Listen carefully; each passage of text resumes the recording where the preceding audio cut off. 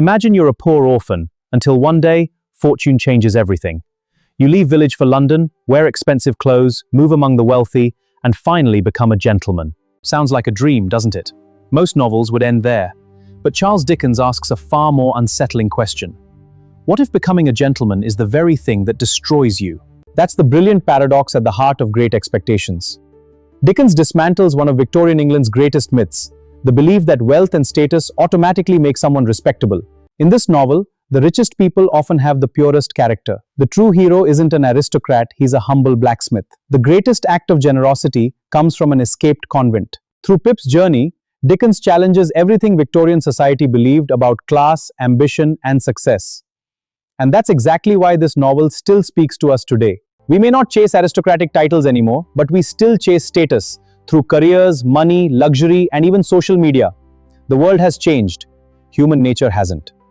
So today, let's discover why Great Expectations isn't simply a story about getting rich. It's an exploration of identity, ambition, guilt, and what it truly means to become a gentleman. To understand Great Expectations, we first need to understand Victorian England.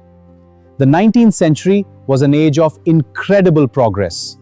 Britain was the world's greatest industrial power. Railways transformed travel, factories generated enormous wealth, and London became the richest city on earth. But behind this prosperity lay another reality: poverty, child labor, overcrowded slums, and a society obsessed with class. A person's birth often determined their opportunities, and being called a gentleman mattered almost as much as being a good human being. Dickens knew this world personally. As a child, his father was imprisoned for debt, forcing Dickens to leave school and work in a factory. Those painful experiences shaped his writing forever. When he published Great Expectations in 1861, he wasn't simply telling a coming-of-age story. He was exposing the hypocrisy of a society that valued wealth more than humanity. Every major character represents a different side of Victorian England. Joe represents honesty and hard work. Miss Havisham represents wealth consumed by bitterness.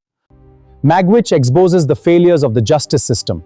And Pip represents the dangerous illusion that changing your social class can change who you are.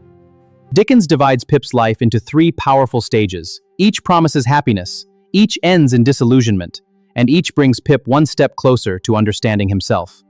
Young Pip lives with his kind brother-in-law, Joe Gargery, until two life-changing encounters alter his future. First, he secretly helps an escaped convict hiding in the marshes. Then he visits Satis' house, where he meets the wealthy Miss Havisham and the beautiful Estella. When Estella mocks Pip's humble background, he becomes ashamed of who he is. At that moment, his obsession with becoming a gentleman is born. Years later, Pip unexpectedly inherits a fortune from an anonymous benefactor and moves to London to become a gentleman. Believing Miss Havisham is preparing him to marry Estella, Pip embraces his new life. But success changes him. He grows embarrassed by Joe, forgets his humble roots, and mistakes wealth for happiness. Then Dickens delivers one of literature's greatest plot twists. Pip discovers that his mysterious benefactor isn't Miss Havisham. It's Magwitch, the escaped convict he helped as a child. Everything Pip believed about wealth, class, and his future collapses. Yet this painful revelation becomes the beginning of his true education. Because Dickens reminds us that sometimes our greatest expectations must be shattered before we discover who we really are. Our story begins not in London, but in the lonely marshes of Kent. Pip is an orphan, raised by his strict and often abusive sister, Mrs. Joe Gargery, and her gentle husband, Joe. Joe is a blacksmith. He has little education, little money, little social status, but he possesses something far rarer, an extraordinary kindness.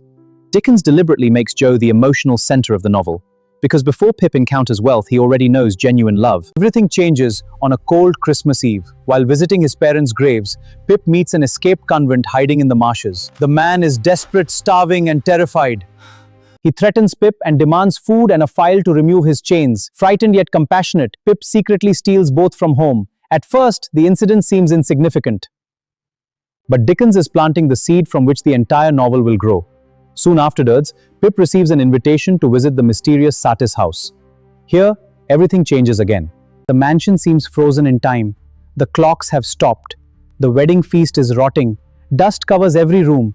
And Miss Havisham is sitting in the middle of this decaying world. Still wearing her faded wedding dress, she has transformed grief into a way of life. Living with her is Estella, beautiful, elegant, intelligent. and emotionally incapable of love. Miss Havisham has deliberately raised Estella to break men's hearts as revenge against the world that betrayed her. When Estella mocks Pip's poverty, something changes inside him forever. For the first time, Pip becomes ashamed of who he is. This is the novel's true beginning. Not the meeting with the convict, not Satis house, but the moment Pip begins to reject himself. Dickens reminds us that the deepest prisons are often built not from iron bars, but from feelings of inferiority. Years pass. Pip begins training as Joe's apprentice. It seems his future has already been decided. Then, everything changes. A lawyer, Mr. Jaggers, arrives with astonishing news. An anonymous benefactor has left Pip a large fortune. He is expected to move to London and become a gentleman. Naturally, Pip believes the benefactor must be Miss Havisham. Surely she intends him to marry Estella.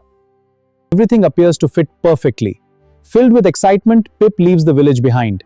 Yet Dickens quietly reveals that London's greatest danger isn't poverty. It's vanity. Pip acquires fashionable clothes, sophisticated manners, expensive tastes, new friends. But as his social status rises, his moral judgment declines. He becomes embarrassed by Joe, ashamed of his past, and increasingly obsessed with appearances. Without realizing it, Pip has become exactly the sort of person Dickens wants us to question. He has mistaken wealth for worth. Then comes one of the greatest plot twists. One stormy evening, an unexpected visitor arrives. Standing before Pip is the escaped convict from the marshes, Magwitch, older, weathered, but alive. Years earlier, after being transported to Australia, Magwitch built a fortune through relentless hard work. And with every penny he earned, he secretly financed Pip's education. The gentleman Pip believed had been created by aristocratic generosity has actually been created by a convicted criminal. In a single moment, Dickens demolishes every illusion Pip has been living under. His wealth, his social ambitions, his dreams of marrying Estella, his understanding of himself, everything collapses. Yet paradoxically, this collapse marks the beginning of Pip's true education. Because Dickens believes that genuine maturity begins only after our illusions have been destroyed. At first glance, Pip seems like the hero of a classic rags-to-riches story. But Dickens isn't interested in writing a fairy tale. He's interested in writing a psychological novel. Pip's greatest journey isn't from the village to London. It's from innocence to self-knowledge. When we first meet him, Pip is humble, compassionate, and deeply grateful to Joe.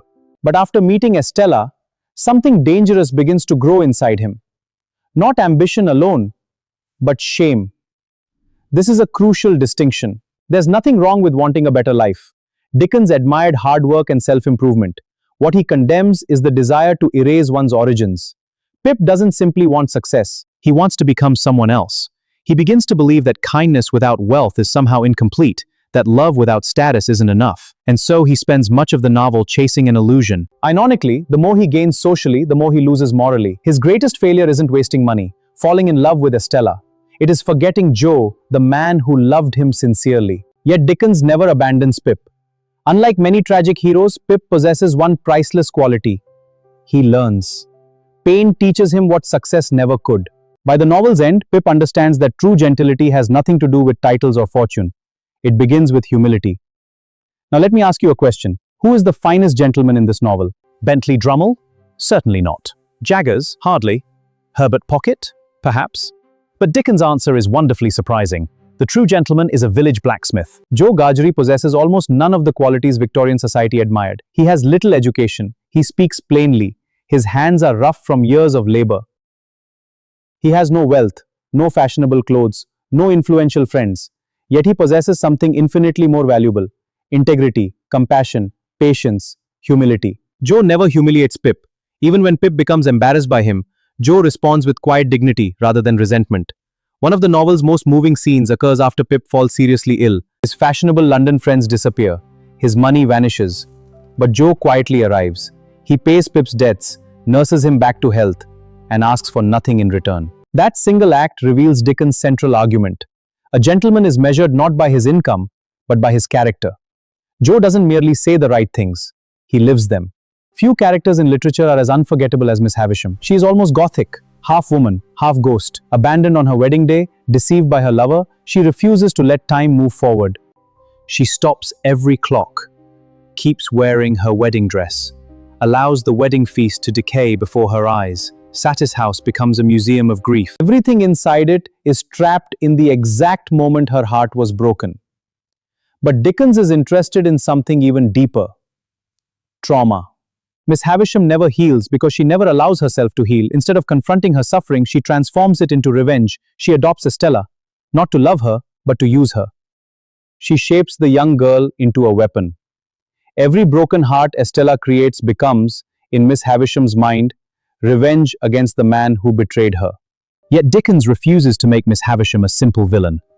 As the novel progresses, she recognizes the terrible consequences of her actions. Her famous cry, "What have I done?" is one of the most heartbreaking moments in the novel. She finally understands that revenge has not healed her pain. It has merely passed it on to another generation. If Pip represents hope, Estella represents emotional imprisonment. She appears cold, proud, almost cruel. But Dickens asks us to look beyond appearances. Estella was never taught how to love. From childhood, she heard the same lesson again and again. Trust no one. Love no one. Break hearts before they break yours. She becomes exactly what Miss Havisham intended. Yet beneath her icy exterior lies another victim. She did not choose this life. She inherited it. Even her marriage to Bentley Drummle reflects this tragedy. She cannot recognize genuine affection because she has never experienced it. Only after years of suffering does Estella begin to understand the emotional cost of her upbringing. Like Pip, she must first lose everything before she can become fully human. Perhaps the greatest surprise in Great Expectations is this: the novel's moral hero is an escaped convict. Victorian readers would have found this deeply unsettling. Criminals were supposed to represent moral failure, yet Magwitch possesses remarkable generosity. Years earlier, Pip gave him food and a file. A frightened child showed compassion to a desperate stranger. Magwitch never forgot. He spends decades working under brutal conditions in Australia, not for himself, for Pip. His dream is simple. If society denied him dignity, perhaps the boy who showed him kindness could enjoy a better life. Ironically, Magwitch succeeds, but not in the way he imagined. His money gives Pip wealth. His love gives Pip wisdom. By the end of the novel, Pip no longer sees Magwitch as a criminal. He sees him as a father. Dickens forces readers to question their own prejudice. Who deserves our respect? The wealthy aristocrat? Or the convicted man capable of extraordinary sacrifice? Mr. Jaggers is unlike anyone else in the novel. He is powerful, successful, highly respected, but emotionally distant. For Jaggers, the law is not about justice. It is about evidence, facts, procedure, winning. He rarely expresses sympathy, rarely judges morally. Instead, he represents Victorian institutions themselves, efficient, powerful, impersonal. His office becomes a place where human emotion is stripped away, leaving only legal transactions. Dickens admired intelligence, but he also warned against allowing professional success to replace humanity. Among London's fashionable society, Herbert Pocket is refreshingly genuine. Unlike many gentlemen, Herbert never judges Pip by his background. He becomes Pip's closest friend. Offers practical advice, supports him without jealousy. Herbert reminds us that education and refinement are not the enemies. Vanity is. Dickens shows that one can be cultured without becoming arrogant. Finally, Bentley Drummle. If Joe represents true nobility, Drummle represents inherited privilege at its worst. He possesses everything Victorian society admires: money, status, an impressive family name. Yet he is arrogant, violent, ignorant, and emotionally empty. When Estella marries him, Dickens delivers one final irony. Pip loses the woman he loves, not to a better man, but to a worse one. The marriage exposes the emptiness of judging people by wealth alone. Drummle has social prestige, but absolutely no greatness of character. Now let's examine Great Expectations through two influential critical approaches. A Marxist critic asks a simple question: where does wealth come from? Victorian gentlemen appear refined because others labor for them. Pip's luxury is funded by Magwitch, a man who endured brutal transportation, forced labor, and exploitation within the British penal system. The irony is devastating. The gentleman owes everything to the convict. Dickens exposes how respectable society often conceals the labor and suffering on which its comforts depend. The novel therefore questions the moral legitimacy of inherited privilege and challenges the assumption that wealth reflects virtue. Psychoanalysis shifts our focus inward toward the unconscious. Miss Havisham embodies unresolved trauma. Unable to recover from betrayal, she freezes time itself. She transforms her personal suffering into a lifelong experiment in revenge, raising Estella to break men's hearts as hers was broken. Her defense mechanism is projection. Rather than healing her pain, she reproduces it in others. Pip, meanwhile, develops an obsessive emotional attachment to Estella. He mistakes rejection for love and humiliation for desire. His fixation resembles a psychological neurosis. The more impossible Estella becomes, the more he pursues her. Dickens shows how childhood wounds shape adult desires. Ultimately, Both Pip and Miss Havisham must confront the illusions created by their own minds before they can find any measure of peace. One of the most fascinating aspects of Great Expectations is that it exists with two endings. Dickens originally wrote a restrained, realistic conclusion. Pip and Estella meet again after years of suffering, but they part, each carrying the scars of the past. There is no romantic reunion, only acceptance and emotional maturity. Then, after reading the manuscript, Dickens' friend, novelist Edward Bulwer Lytton, encouraged him to soften the ending. Dickens revised it. In the published version, Pip and Estella meet once more in the ruins of Satis House. Estella has changed through suffering, and Pip suggests that he sees no shadow of another parting from her. The ending is deliberately ambiguous. It hints at reconciliation without explicitly promising marriage. Why the change? Perhaps Dickens wanted to offer hope after so much pain. Or perhaps he recognized that human lives rarely conclude with perfect certainty. That ambiguity is precisely why readers continue debating the novel nearly 2 centuries later. Great Expectations is the story of a young man discovering that wealth cannot purchase integrity, class cannot manufacture a character, and love cannot be forced by ambition. Dickens overturns the Victorian dream of the gentleman and replaces it with a far more enduring ideal. True greatness is measured not by social rank, but by kindness, loyalty, humility, and moral courage. Joe Gargery and Magwitch never gain wealth or status, yet they are the novel's true gentlemen. Pip's greatest expectation was not fortune, but becoming worthy of those who always loved him. So here's a question for you. Which ending do you prefer, the original realistic ending or Dickens' revised, more hopeful conclusion? Share your thoughts in the comments below. If you enjoyed this lecture, do not forget to like, share and subscribe for more deep explorations into literary theory, criticism, philosophy, poetry and world literature. Until next time, keep reading critically and thinking deeply. Thank you for watching.